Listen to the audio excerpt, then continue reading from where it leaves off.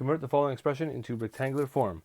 Okay, so this is the format I like with the e to the I. We have to assume that is in radians for sure. 8 is the same thing as writing with the angle, pi over 3. Now this is definitely radians because we got a pi in there. You would never put a pi into a degrees symbol. Whoever says pi degrees, that doesn't make any sense. So this is definitely radians. Unless they explicitly write degrees there, we are assuming radians, okay? So let's do this thing here. So this is going to be real and imaginary. And we got pi over 3. Well, pi is here. That's pi. So pi over 3 is about there. Oh, this must be like 60 degrees. I think this is 60 degrees. Okay, so there's pi over 3. There's the angle, pi over 3. And, oh, the distance is 8. Let's write that down. Okay, and now what we need to find is we need to find the x and the y. Okay, so here we go.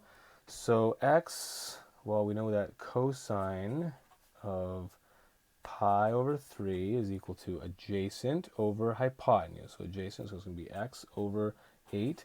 So therefore, x is equal to 8 times cosine of pi over 3.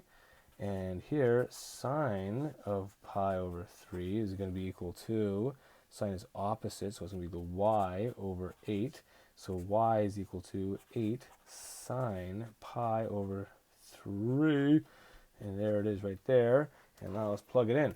So 8 times cosine of pi, bracket open, because if I put pi here and then I put divided by 3, I bet you that's going to be cosine of pi, which is going to be, oh, I should know this.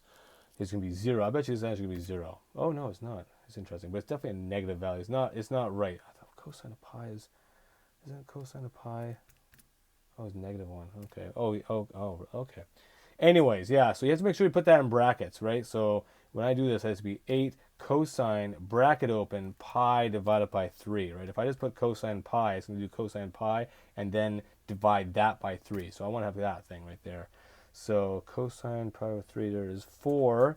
And this guy here is going to be 8, oh, come on, 8 sine, bracket open, pi over 3, bracket closed, equals 6.93, let's say.